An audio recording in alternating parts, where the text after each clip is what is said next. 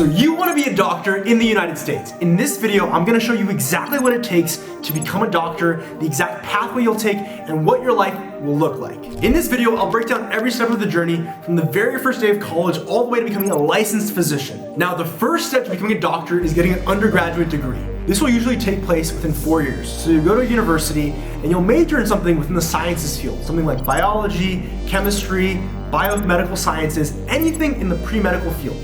You'll then take a list of pre-required courses that you'll need to apply to medical school. Now, technically, you can major in pretty much anything. I've seen people apply to medical school with English majors, to computer science majors, to biology.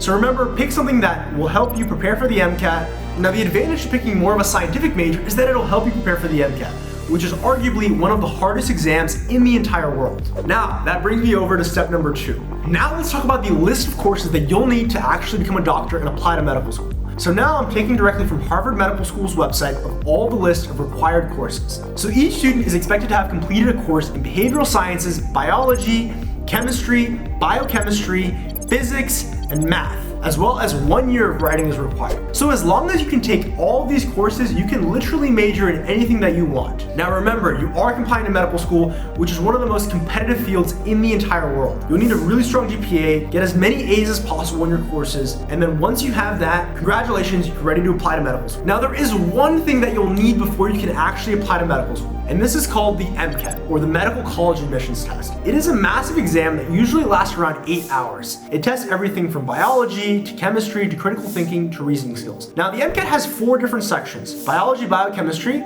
chemistry, physics, critical reading analysis, as well as psychology, sociology, or also known as psych-soc. So these 4 sections, composed of around 56 questions per section, will be the composition of the MCAT. Now, the MCAT is a really hard exam. I remember myself that I prepared for about 6 to 8 months for this exam. I used something called UWorld, where I was doing each day about 40 questions, and then I was reviewing those questions in detail.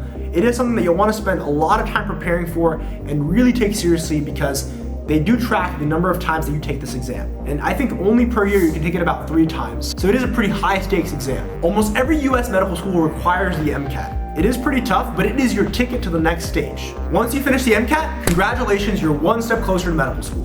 Now, the next step, now that you finished your MCAT, you've taken your undergraduate courses, you're ready to apply to medical school, is you'll fill out something called an AMCAS. AMCAS will go through, you'll have to fill out letters of recommendation, an essay as to why you want to become a doctor, you'll have to fill out a number of activities, and you'll have to select which ones are the most meaningful for you, as well as submit MCAT score. And it'll show all previous attempts through your MCAT, and so you really want to be strategic about when you take your MCAT. So once you've applied to medical school and gotten accepted, congratulations, now you're even 1 step closer to becoming a doctor. Now, medical school is usually divided up until 4 years. It has 2 main parts. So the first 2 years are typically spent in the classroom, where you'll study things like anatomy, physiology, pharmacology, and much more. About halfway through medical school, you'll take an exam called the USMLE Step 1, or the United States Medical Licensing Examination. Now, this exam is extremely challenging. It tests everything that you've learned in the classroom from medical school, and is one of the most demanding exams that I've ever encountered in my life. Now, the next 2 years of medical schools are spent in clinical rotations, which means they have hands-on patient experience in hospitals and clinics,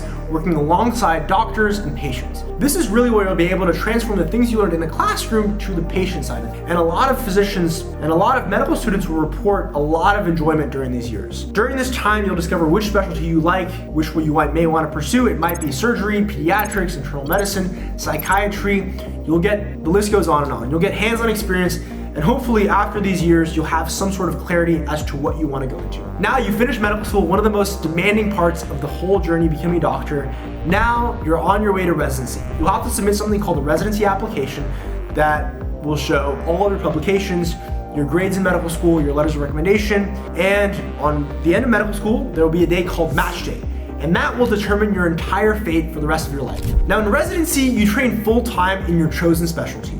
Residency can last anywhere from 3 to 7 years depending on the field. So family medicine to internal medicine can take about 3 years, general surgery takes about 5 years, and neurosurgery is the most time intensive, taking about 7 years to complete. But during residency, you'll spend a lot of time working in hospitals, you'll treat patients, you'll get real world experience under supervision, but it is really intense. Many residents will report being severely overworked, being very tired, and often having to nap between their breaks. It is where you'll truly learn how to become a doctor. Now, after you finish residency, congratulations, you are a doctor, you have trained a lot in the field. Now the optional component now is a fellowship. So after residency, some doctors will choose to go even further and subspecialize in a field called a fellowship. So the idea is that the fellowship will provide you about 1 extra year to 3 years to get advanced training in one specific area. So for example, oncology, cardiology, or pediatric surgery. Now the idea is that you'll go in this field, you'll be a lot more competent. Now the idea is that you'll get a lot more specialized training in this field, you'll have a lot more autonomy, so you'll be able to perform surgeries on your own with supervision, but it's required for everyone that wants to be an expert in a chosen medical field. Now you've finished all of your exams. Congratulations, you're a board certified doctor. Now after completing all of your training, it's time to get your board certification and your licensing exam. So that means you'll have to pass a licensing examination to prove that you meet the standards that are safe and effective for medical practice. This is called the board certification exam. And once you've done that, congratulations, you can officially practice medicine independently. You are done. All that, 14 years up most, is the culmination of your entire medical training to actually become an independently licensed doctor. You'll have to face a lot of challenges: pre-med courses, the MCAT, the USMLE examinations, a lot of brutal hours, and often less time for friends and family. This is the life you've chosen, but remember, it is very rewarding.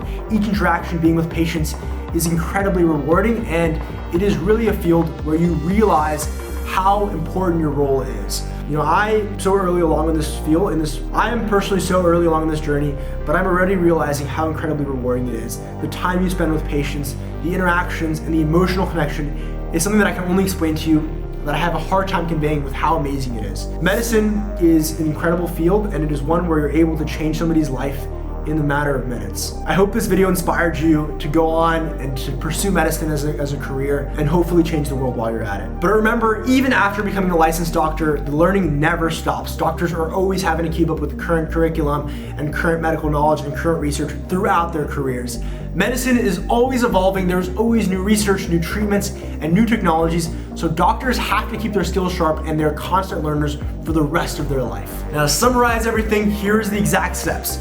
4 years undergrad, taking the MCAT, medical school 4 years, residency 3 to 7 years, optional fellowship 1 to 3 years, board certification, and then lifelong learning. This is the path you're choosing.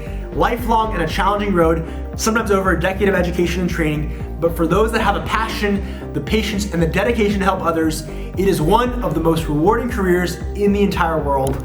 Thank you for watching, and subscribe for more videos. Bye.